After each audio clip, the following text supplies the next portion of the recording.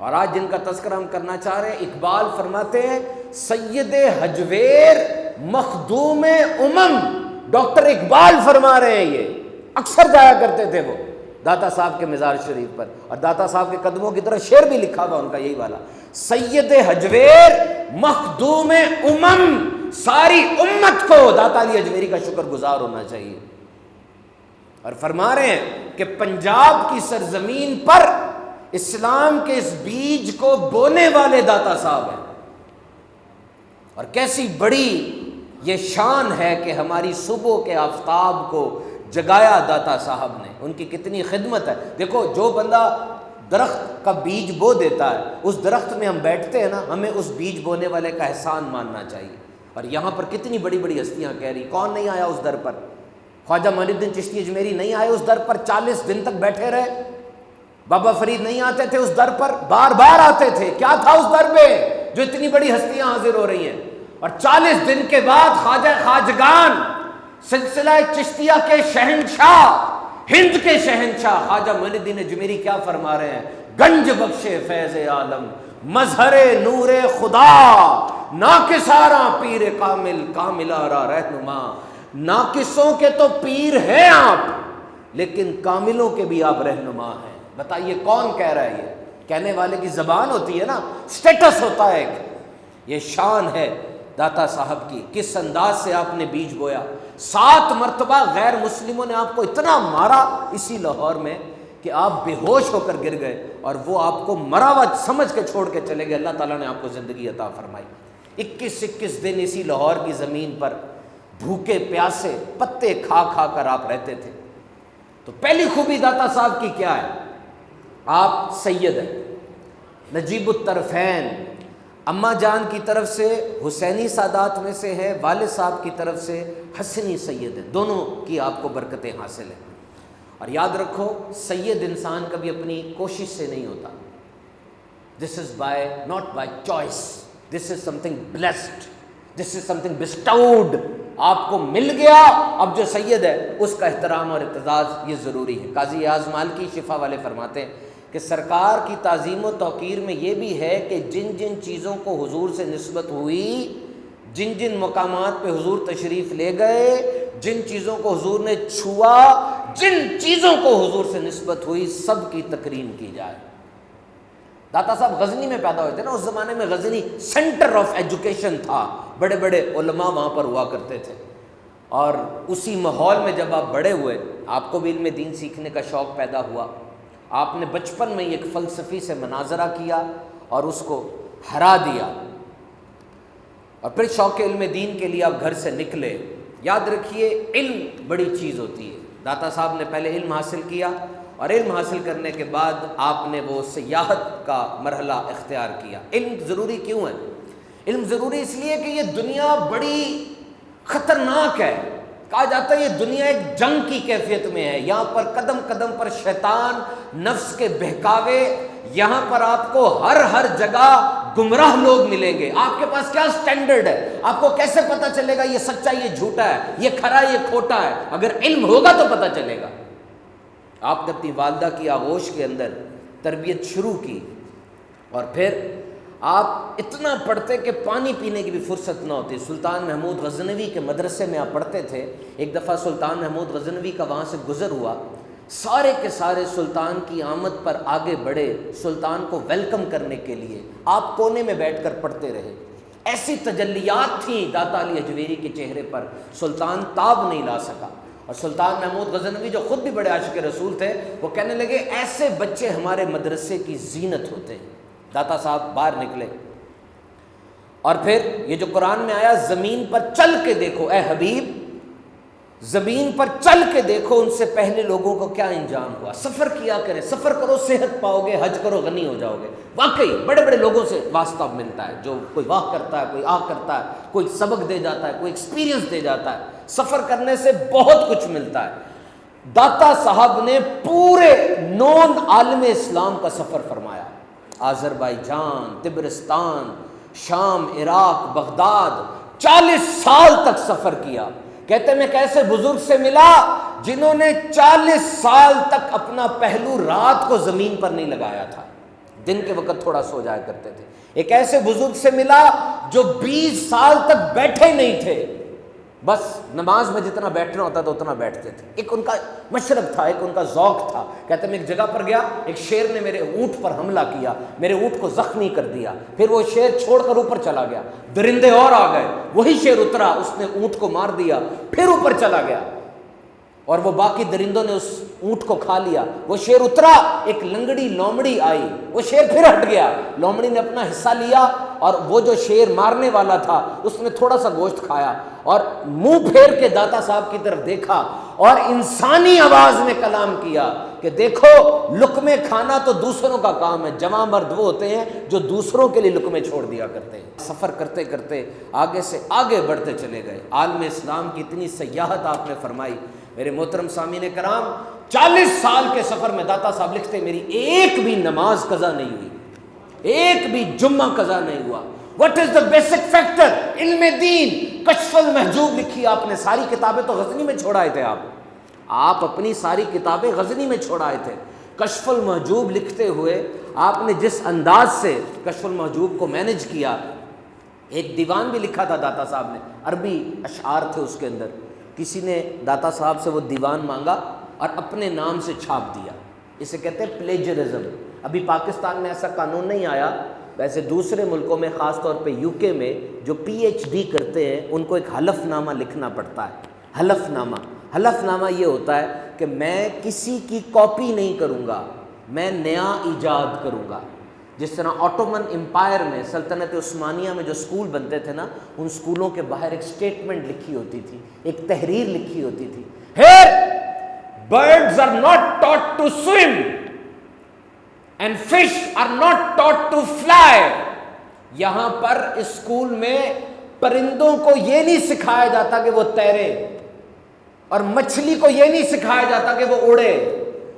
ذہین ترین استاد شاگرد کی ذہانت اور قابلیت کا اندازہ لگاتے تھے، یہ اسپیس سائنس کا ماہر ہے، یہ اسٹرانومی کا ماہر ہے، اس کو بایولوجی میں دلچسپی ہے، یہ میتھمیٹکس میں اچھا ہے۔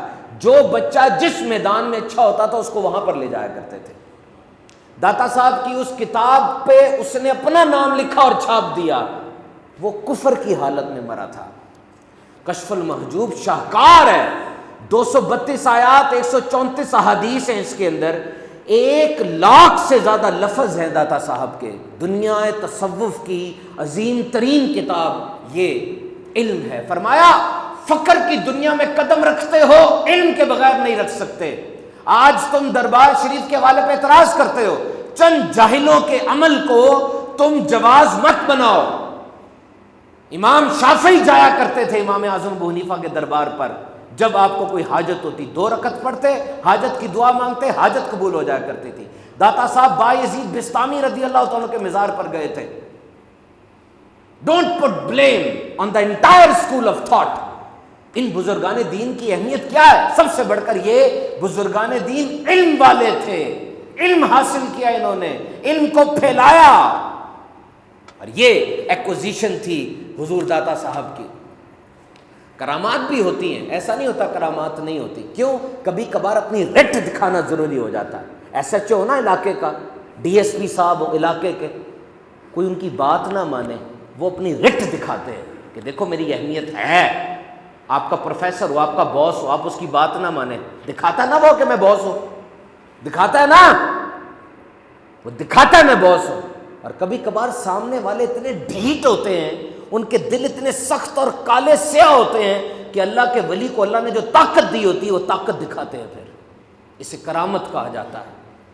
حضور جب لاہور میں آئے، حضور داتا صاحب رحمۃ اللہ تعالیٰ 30 سال لاہور میں رہے، اور اس 30 سالوں کے اندر آپ نے کتنا زیادہ دین کا کام کیا۔ آپ نے ایک مسجد بنائی، اس مسجد کا جو رخ تھا وہ قدر جنوب کی طرف تھا۔ علماء کو تشویش ہوئی، آپ نے علماء کو اپنے پیچھے بلا لیا، ایک نماز ادا کی، اور نماز کے بعد کہا آپ لوگوں کو قبلے کے حوالے سے تشویش ہے، وہ سامنے دیکھے۔ انہوں نے سامنے دیکھا، سامنے خانہ کعبہ نظر آ گیا۔ اب یہ داتا صاحب کو اپنی اس طاقت پر یقین تھا کہ اتنے حجابات ہیں لیکن میں خانہ کعبہ دیکھ بھی سکتا ہوں اور ان کو دکھا بھی سکتا ہوں۔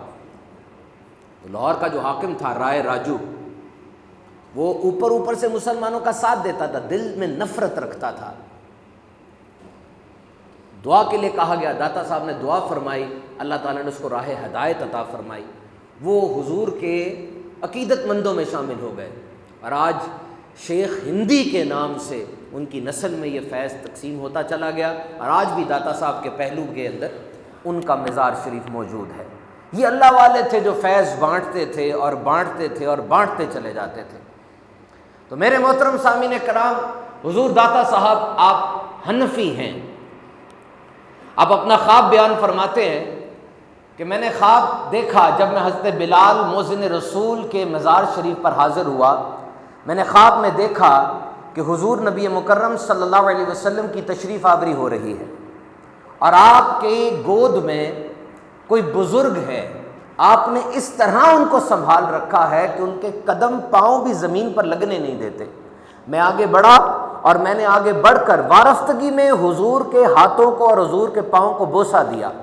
یاد رکھنا، علماء فرماتے ہیں کہ حضور کے چہرہ مبارک کو دیکھ لینا، اس رخ انور کی خواب میں زیارت کرنا، کوئی کسی ایک خاص حصے کی زیارت کر لیتا ہے، کسی کو پورے رخ انور کی زیارت نصیب ہو جاتی ہے، بس کروڑوں اولیاء میں سے کچھ کو یہ رتبہ ملتا ہے کہ وہ خواب میں حضور کے ہاتھوں کو اور پاؤں کو بوسہ دیتے ہیں۔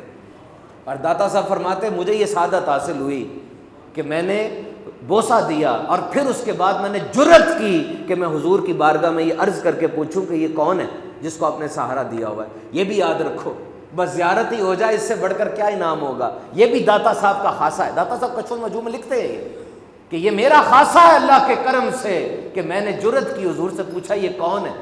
حضور ارشاد فرماتے تو نہیں جانتا یہ کون ہے؟ یہ ابو حنیفہ ہے، یہ تیرا امام ہے اور تیرے شہر والوں کا بھی امام ہے۔ شان دیکھو ابو حنیفہ کی، وہ جو داتا صاحب کے بھی امام ہے۔ پھر داتا صاحب سوچتے ہیں کہ حضور نے تو فرمایا ابو بکر اور عمر کے بارے میں کہ ایک ہاتھ ابو بکر کا ہوگا، ایک ہاتھ عمر کا ہوگا، اور یوں حضور تشریف لایا کرتے تھے، کتنی بڑی سعادت کی بات ہے۔ اور فرمایا قیامت کے دن بھی میں ایسے ہی آؤں گا کہ ایک طرف ابو بکر ہوگا، ایک طرف عمر ہوگا، لیکن ان بزرگوں کو گودی میں اٹھایا ہوا ہے اور گود میں اٹھا کر پاؤں بھی نیچے نہیں لگنے دیتے۔ میں سوچتا رہا کہ اس ایکٹ کا کیا مطلب ہے، یہ کیوں ایسے اٹھایا ہوا ہے، ہاتھ بھی پکڑ لیتے بڑی بات تھی۔ تو کہا اس کا مطلب مجھے یہی سمجھ میں آیا کہ دیکھو یہ وہ ہستی ہے جو اپنے قدموں سے بھی نہیں چلتی بلکہ حضور نے ان کو تھام رکھا ہے، یہ حضور کی ہدایت پر ہے، یعنی ان کا school of thought the best ہے۔ تو میرے محترم سامعین کرام، یہ داتا صاحب کی عظیم الشان ہستی ہے۔ آپ نے بھی پیر صاحب پکڑے حضرت ابو الفضل ختلی رحمۃ اللہ تعالی علیہ، جب حضرت ابو الفضل نے آپ کو فرمایا جاؤ لاہور چلے جاؤ، علی حجویری کہنے لگے حضور وہاں تو میرا حسین ہیں، آپ کے مرید میرا حسین ہیں وہاں پر۔ حضرت ابو الفضل نے فرمایا جو میں کہتا ہوں وہ مان لو اور چلے جاؤ۔ لاہور کیا تھا؟ بہاؤالدین ذکریہ ملتانی لکھتے ہیں اپنی کتاب میں، لاہور تو ایک چھوٹا سا گاؤں تھا جو ملتان کے گرد و نواح میں واقع تھا، کیونکہ ملتان وہ ہب تھا اولیاء کا، بڑے بڑے ولی تھے وہاں پہ۔ لاہور کیا تھا؟ جب حضور داتا صاحب اپنے مرشد کے حکم پر یہاں آئے، لاہور کے دروازے کے باہر بیٹھے ایک جنازہ آ رہا تھا، کسی سے پوچھا یہ کس کا جنازہ ہے؟ کہا یہ میرا حسین کا جنازہ ہے۔ پتہ چلا مرشد نے کیوں بھیجا۔ اور دیکھ لو اللہ کی خاطر دھرتی کو چھوڑا، اللہ نے دھرتی ان کے نام لگا دی۔ آج دنیا کو سب لاہور کو دنیا داتا نگر کے نام سے پکارتی ہے۔ ایک انگریز آیا تھا، اس سے پوچھا تم نے لاہور دیکھا؟ بڑا کچھ دیکھا، شیش محل دیکھا، قلعہ دیکھا، یہ دیکھا وہ دیکھا، یہ تو بتاؤ تم نے کس چیز نے متاثر کیا؟ وہ کہنے لگا میں تو حیران ہوتا ہوں، ایسے لگتا ہے کہ لاہور والوں کے دل اس ایک قبر والے کی مٹھی کے اندر ہے، ایسے لگتا ہے کہ صوفی کی قدر، اس صوفی کی عزت لاہور والوں کے دل میں جیسے ڈال دی گئی ہے۔ تو میرے محترم سامعین کرام، بلا شبہ جو صفات ہیں داتا صاحب کی اور کسی بھی بندے کی، وہ عطائی ہے، گیون ہے، ذاتی صرف رب تعالیٰ کی ہے۔ جو بھی اس نیت کے ساتھ اپنے اللہ کے ولی سے مانگتا ہے، دیکھیں ہم بھی تو کہتے ہیں نا دوسروں کو، بچہ ماں کو کہتا ہے ماں مجھے کھانا دو، تو کیا ماں کو خدا مان رہا ہے؟ وہ ماں کو خدا تو نہیں مان رہا، کھانا دینے والا تو رب ہے۔ وہ کیوں کہہ رہا ہے امی کو امی کھانا دو، ابو مجھے اسٹیشنری لا کے دو؟ کیا باپ رب ہے؟ معاذ اللہ، اس کو پتہ ہے کہ دینے والا رب ہے، یہ رب سے لے کر دیتے ہیں۔ صفت ذاتی اور صفت عطائی، ذاتی صفت کا مطلب کیا ہے کہ اسے کہیں سے نہیں ملا، وہ رب ہے، ہر چیز کا مالک ہے، قادر مطلق ہے، اور عطائی کا مطلب کیا ہے کہ یہ لے کے دیتے ہیں. دیکھو آپ ہر جگہ پہ ٹرین کو روکو گے نا، ٹرین رکتی نہیں ہے. اشارہ کرو ٹرین کو، رک جاتی ہے؟ نہیں. کچھ اسٹیشن ہوتے ہیں وہاں چلے جاؤ ٹرین رکی بھی مل جائے گی آپ کو. اسی طرح رب کی رحمت کے بھی اسٹیشن ہوتے ہیں. یہ جنت کا باغ ہے. فرمایا کچھ قبریں جہنم کا گڑھا ہیں، کچھ قبریں جنت کا باغ ہیں. کیسے ہو سکتا ہے کہ بابا فرید، خواجہ معین الدین چشتی اجمیری، نظام الدین اولیاء وہ جنت کے باغ کی سیر کرنے نہ آئے؟ میں اپنی بات نہیں کرتا، آپ کی بات نہیں کرتا، کسی دنیا کے مولوی کی بات نہیں کرتا. میں ان کی بات کر رہا ہوں جن کے ہاتھ سے 90,000 کافروں نے اسلام قبول کیا تھا. وہ جنت کے باغ کی سیر کو آئے ہوں گے نا. تو کوشش کیجئے گا اپنے کانسیپٹس کو ٹھیک